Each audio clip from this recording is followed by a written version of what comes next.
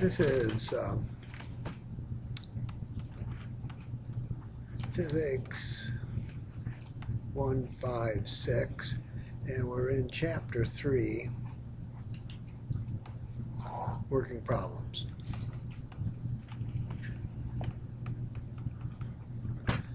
The first problem is number 3. So number 3, I have some velocity in the x direction, 9.8 units to 3 significant digits. I have some velocity in the y direction, minus 6.4 units. And we want to determine the magnitude and direction. So we want a magnitude and a direction for the answer.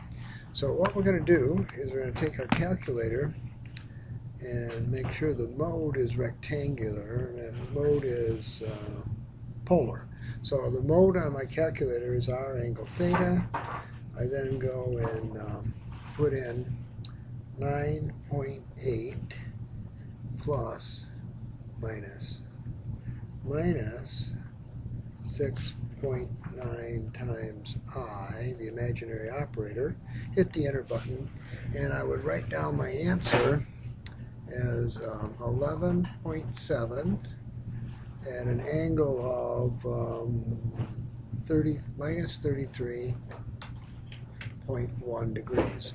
Now, if I wasn't going to use my calculator to do it, what I'd have to do is use the Pythagorean theorem and say my magnitude is the square root of 9.8 squared plus 6.4 squared, in which case I would get 11.7, and then I'd say that the angle as a reference angle is the arctangent of the absolute value of the y component minus 6.4 divided by the x component, 9.8. And then my calculator would say arctangent 6.4 divided by 9.8 is 33.1. And then that's the reference angle. We look at this guy and we know that if the x is positive and the y is negative, then he's a fourth quadrant answer. So the answer has to be in the fourth quadrant, and that's what makes it a minus 33.1 degrees as my final answer. Now we could have changed that to a positive number, 360 minus 33.1, and called our final answer 11.7 angle 326.9. We could have done that too. So either way. So either you put it in your calculator and come up with the right answer directly, or you do the trig and come up with the answer that way. Number 9.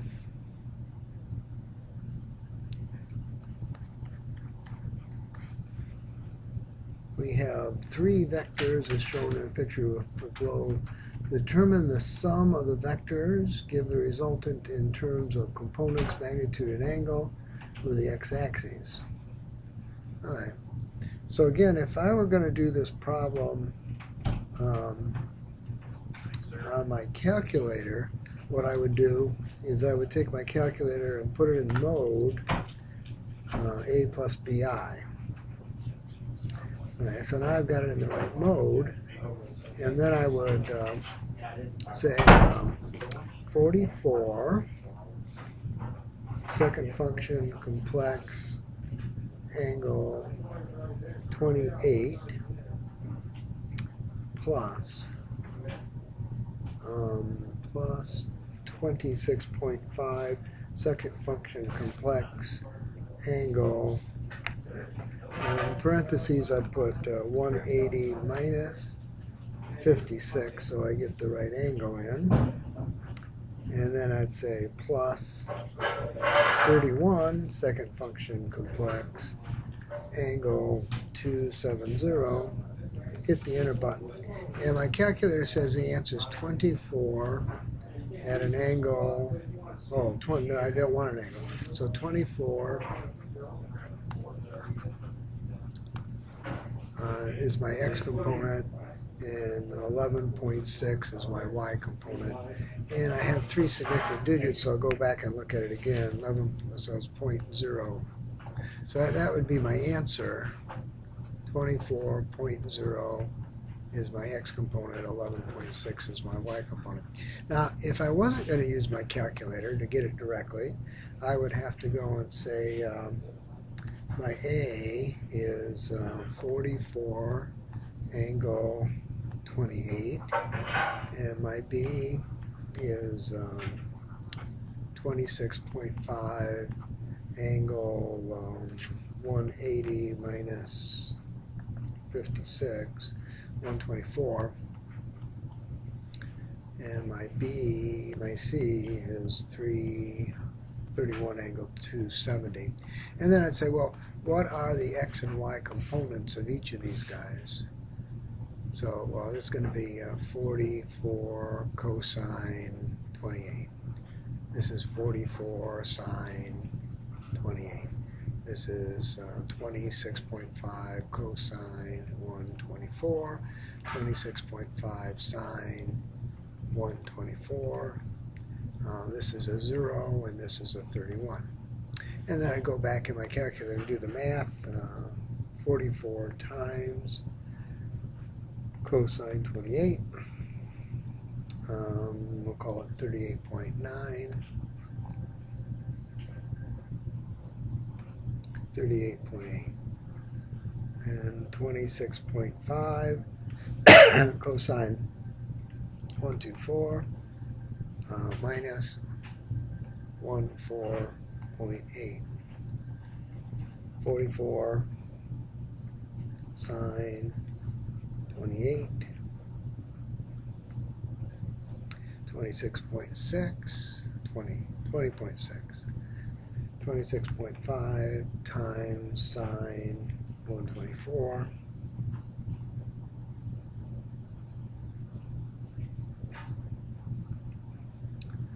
um, 21.9.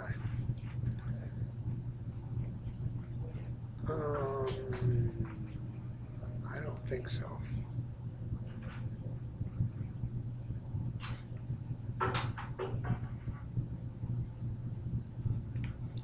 Alright, then I'd go, I'd add these guys together and get 24.0, and then this guy 30, 40, 50. This has to be a negative number. How come it's not a negative number? No, it's not a negative number. That's still positive. Alright, 30, 40, 50, 60, 70, 73.5, which makes my answers wrong.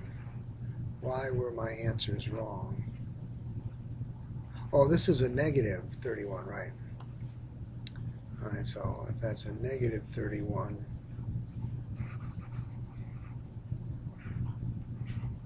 .0 is exactly what I had last time. Okay, so 20.6 plus 21.9 minus 31 is 11.5.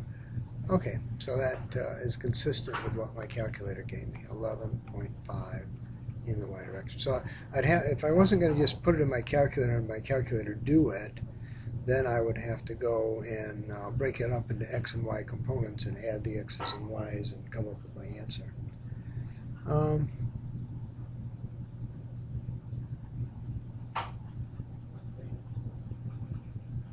Okay, well, we also want to change this to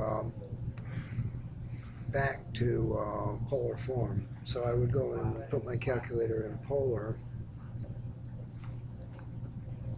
and say 24 plus 11.5 times I, and it would tell me the polar form is 26.6 at an angle of 25.6 degrees. 25.6 degrees. Again, if I took the square root of 24 squared plus 11.5 squared, I would find that that's my 26 point something, and if I took the arctangent arctangent of the y guy 11.5 divided by 24, I'd end up with the A answer is that guy. Yeah, and then the B answer is this guy.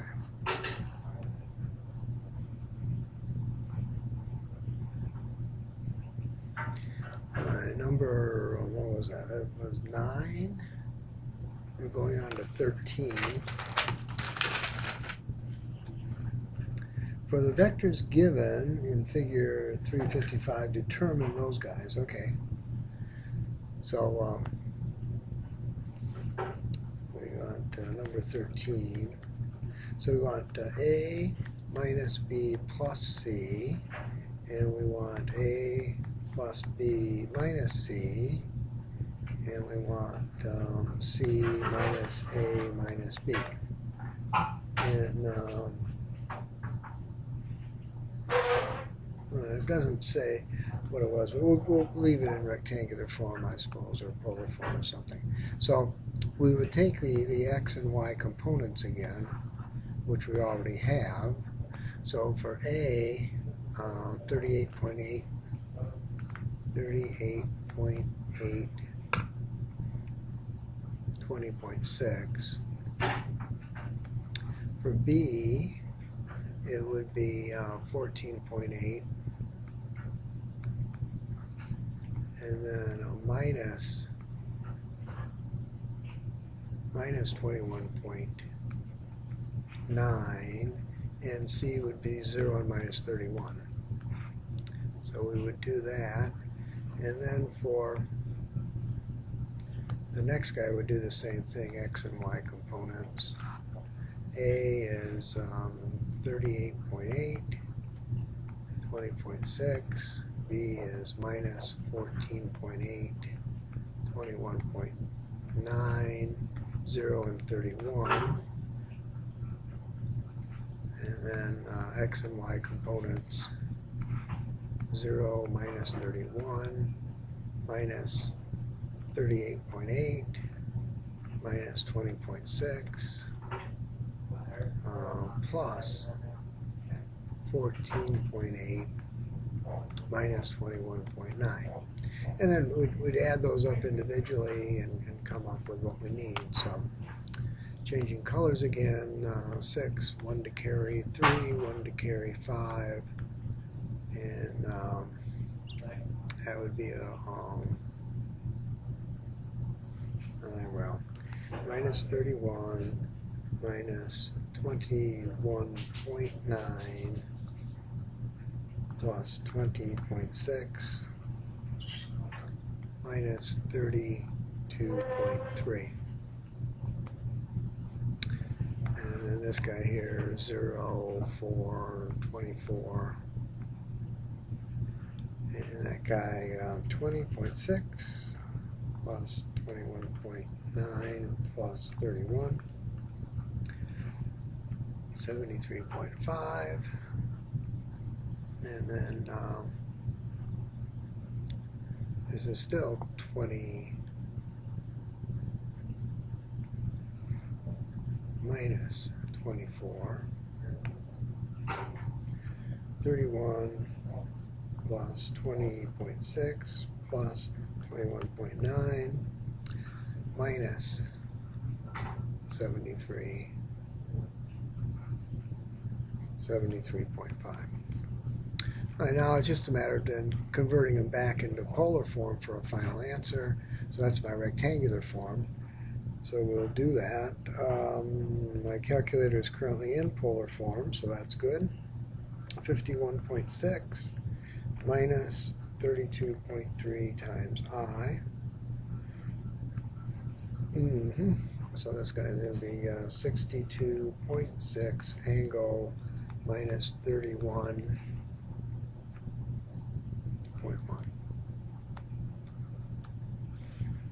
And then, and again, you could just do Pythagorean theorem and do an arc cosine on that too, or arctangent. That would too. Okay, I got 24 plus 73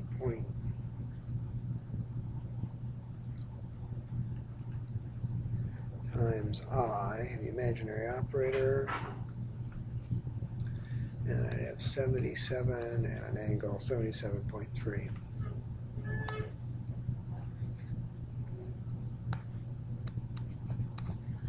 At an angle of 71.9, and I come down to this guy, minus 24 minus 73.5 times the imaginary operator. Bummer, hit the wrong button. And I have 77.3 angle 108.1 minus 108.1. Alright, so that's how I would do that problem. That was 13. Now we're going on to 23. Number 23. And I got a fire hose going in the air. My speed, my initial speed is 6.5 meters per second. At what angle should the nozzle be pointed in order for the water to land 2.5 meters away? Alright, so I'm going to go and fire off, water should be blue, right? Okay, so I'm going to fire off the water. I got some angle theta, and I'm 2.5 meters away. Okay, so if I look at the time to get to the top, twice that time gets me to the bottom. So my velocity in the x direction has to equal 2.5 divided by 2 times the time to get to the top. Okay, so I know that. My velocity in the y direction is going to equal 0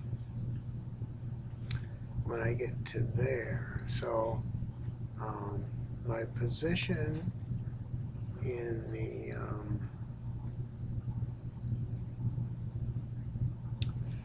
let's see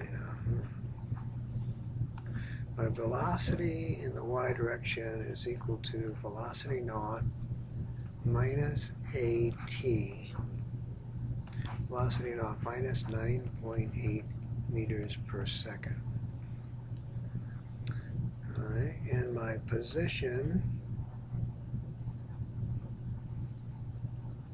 in the y direction at times t is going to be 0 when my initial position plus velocity naught, velocity in the y direction t, minus 4.9 t squared, when that's equal to 0.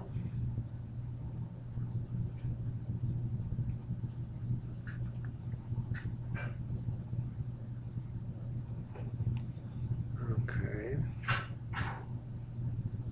And that's velocity at the top, right there. Okay, well, let's see what we're going to do about that. So my position 0 is 0. This guy here is not known. So 0 is equal to velocity in the y direction times 2 t to top minus 4.9 times 2 t to the top squared. And velocity in the y direction is also equal to velocity 0, which I don't know what it is in the y direction, minus 9.8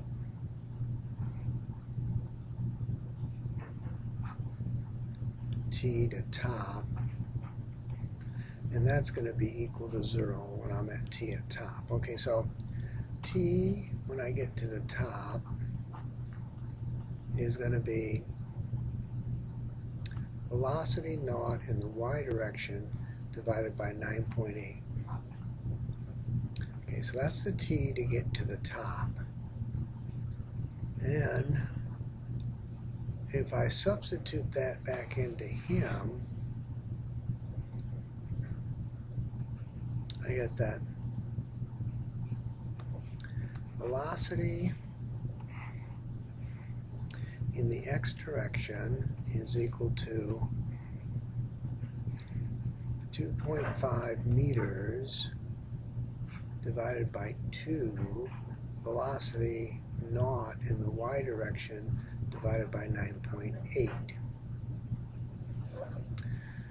Okay, well, I'm going to put this over there, cross multiplying, say 2 velocity in the x direction times velocity naught in the y direction divided by 9.8 is equal to 2.5. And then I'm going to say 6.5 is equal to the square root of v naught vx plus v naught in the y direction squared and squared. Nice, and I have two equations, two unknowns that I could just put in my calculator. My calculator would solve it for me. Or I could square both sides of this equation and say that I have 6.5 squared. So I've got 42.25 is equal to vx squared plus v naught in the y direction squared. And that I could rewrite this and say vx times v naught y is equal to 2.5 times 9.8 divided by 2, 12.25. So vx is equal to 12.25 divided by v naught y. What we're trying to do is come up with the angle. Let's see if I can come up with the angle without doing this. Nope, I guess not. I guess I have to substitute it back in and say 42.25 is equal to 12.25 over v naught y squared plus v naught y squared. I have 42.25 is equal to 12.25 squared, well, 150, v naught y squared plus v naught y squared. I have v naught squared, y naught y squared to the fourth plus 42.25 v naught y squared. That's going to be a minus sign though. Minus plus 150 is equal to 0. I can then say v naught y squared. I just put this in my calculator as a polynomial. Polynomial solver. And the a is minus 42.2. No, the a is 1. A is 1. The b is minus 42.25. And the c is 150. And it says I can either have 3.1 or I can have 38.3. And I'd have to take the square root of both of those to find what my v naught y's are. Alright, so 38.3, square root of 38.3, square root of 38.3 is 6.19, and v naught The other v naught y is the square root of 1.76. 1.76. Now once I have both of those, then I can find my vx's. Alright, so I can find my vx's from, well, there we go. We just take 12.25 divided by those numbers. So 12.25 divided by 6.19 is equal to 1.99, and 12.25 divided by 1.76 is 9.69, 6.69, 6.96, whatever. 6.96. Now at that point we know we have a problem, and because we only have 6.5 in total speed, so we did something wrong solving the problem. I'm not sure where it is, but this guy here looks like a very likely candidate, and then we just take the arctangent of the y component, 6.19 divided by 1.99. Arctangent 6.19 divided by 1.99, and we are 72 degrees. So at 72 degrees, this guy ought to go 2.5 meters. And there is another angle, and we could probably go and find it, but we're not going to bother. Now the back of the book has the answer to this problem, so that should tell you whether or not I got it right. That's going to 27 next. Number 27. A projectile is fired with an initial speed of 36.6 meters at an angle of 42 degrees above the vertical on a flat firing range. Okay, so we're here, we're there, we're 42.2 degrees that away, and we have 36.6 meters per second. We want to find the maximum height, total time in the air, total horizontal distance, and the speed after 1.5 seconds after firing. Okay, so this is we have to calculate both the x and the y direction. So we're going to find the velocity, initial velocity in the x direction, and the initial velocity in the y direction.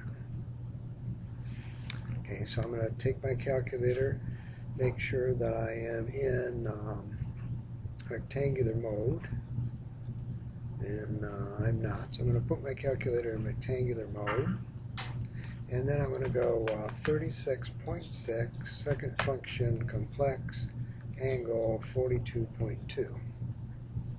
And I'm going to have that I have 27.1 meters per second in the x direction and 24.6 meters per second in the y direction. All right. Now, I want to find a max height.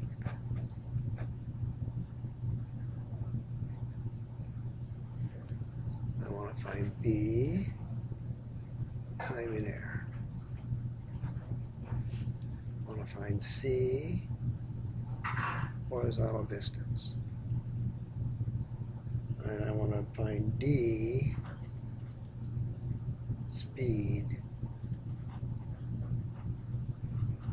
at, if I can spell speed, speed at 1.5 seconds. All right, so those are the things I'm looking for. All right, well,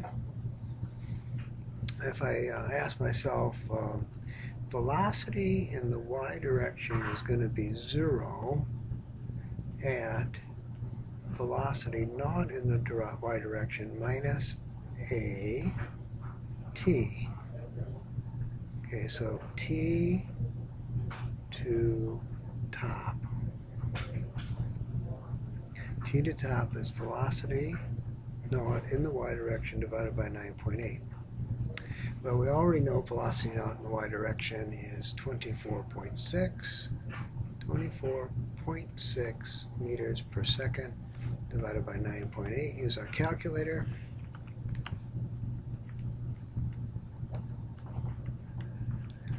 And that'd be 2.51 seconds.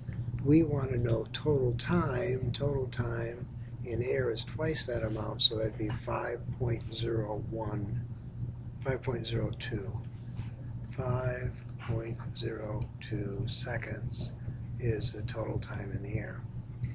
Now we want the total horizontal distance.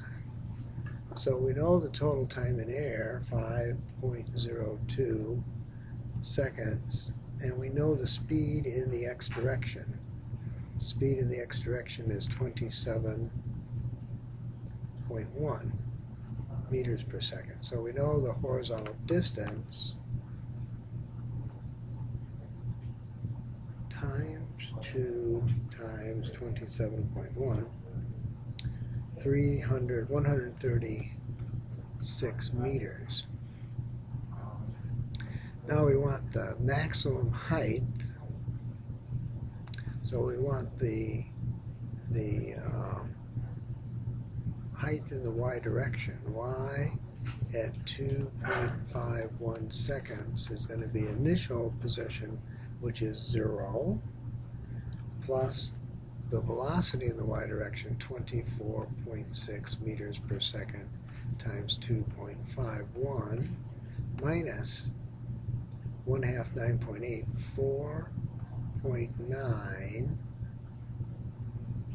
4.9 times 2.51 squared. Okay, so the maximum height occurs at time on top, naturally. 24.6 times 2.51 minus 4.9 times 2.51 squared. So it's going to be happening at 30.9 meters. So 30.9 meters would be my maximum height.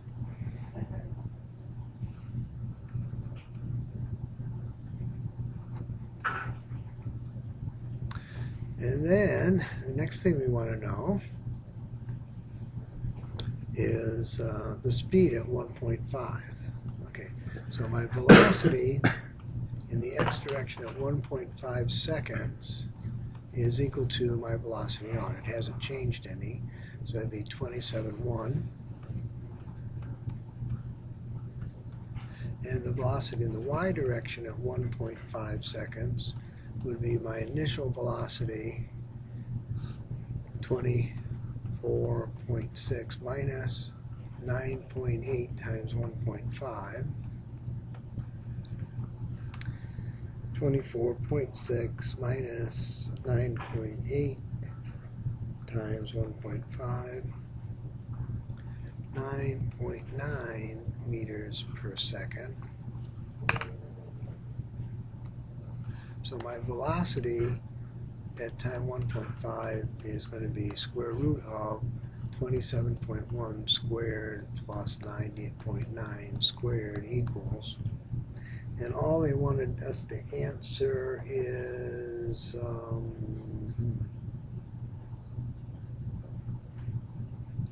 27. All they wanted is speed of the projectile. So we don't need an angle, so that's all we need.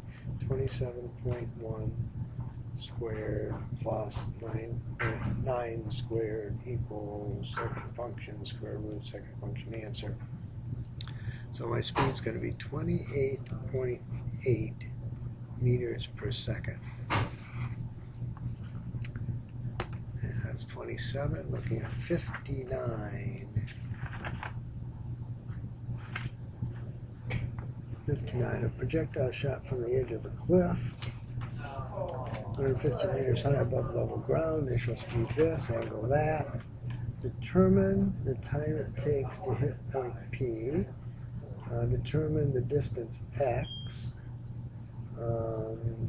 Find the horizontal and vertical components of its velocity, the magnitude of its velocity, the angle, and the rate of blah, blah, blah, the maximum height above the cliff. Okay, well, basically it's solve everything. So number 59, we'll just start solving stuff, and then we'll figure out whether or not it's A, B, and C later. 115 meters.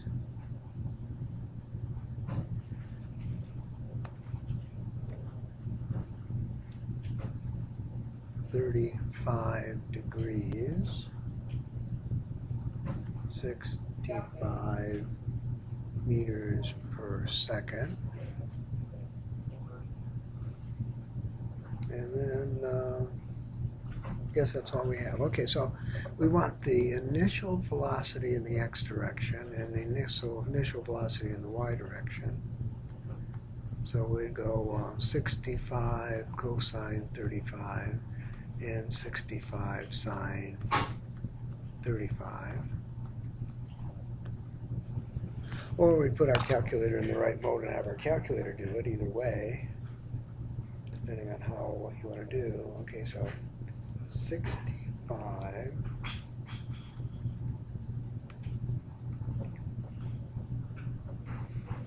so this is going to be 53.2 meters per second and 37.3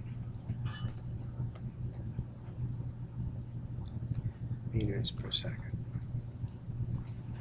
Alright, so now we want to find time to top.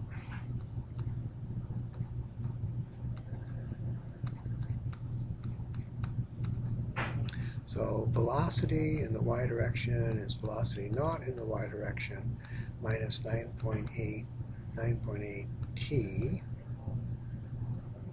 We know it's going to be 0 when it gets to the top. We know that we have 37.3 to begin with, 9.8 t, clearly implying that t is equal to 37.3 divided by 9.8. So 3.8. Okay, so we have 3.8 seconds to be on top. So in 3.8 seconds, we're going to be at the top of our height. Now we're going to want to find the height, right? Magnitude, velocity, angle. Find the maximum height above the edge of the cliff. Okay, so we're going to go y max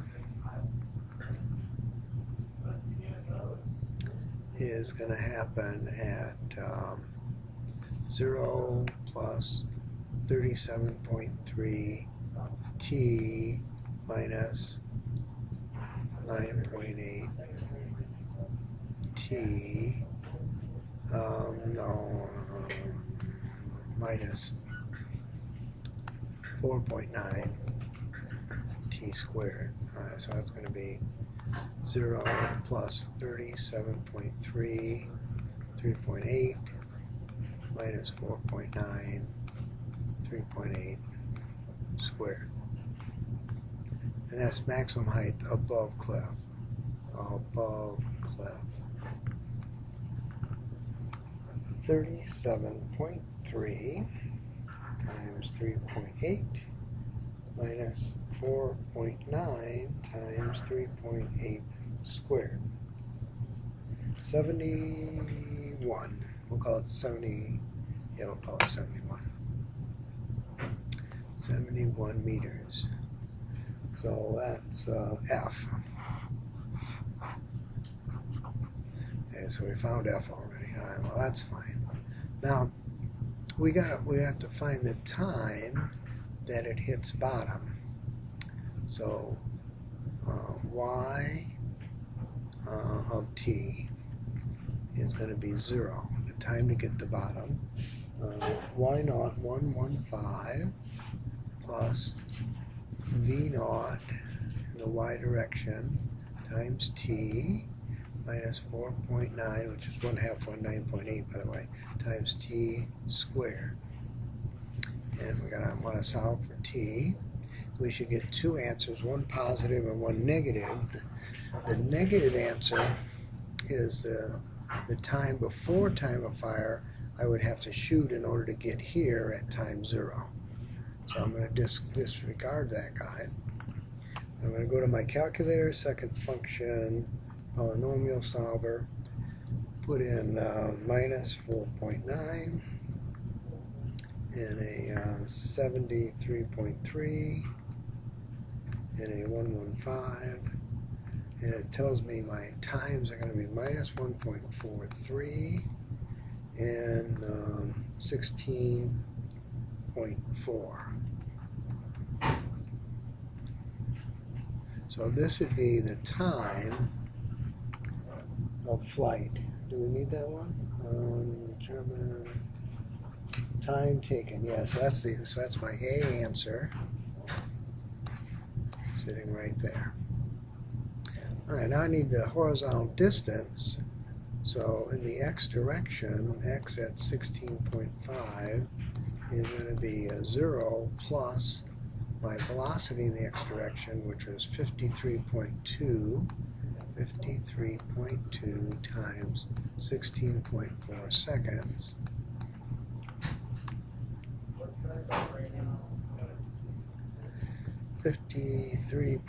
.2 times 16.4. So I'm going to go 872 meters.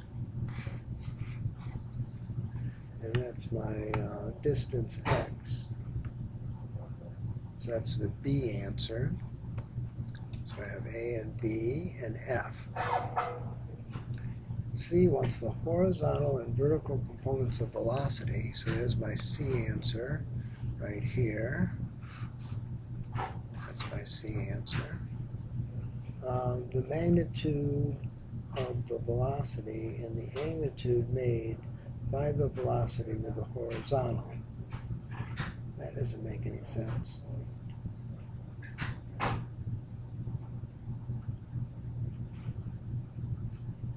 All right, well, I guess that's what it is. So,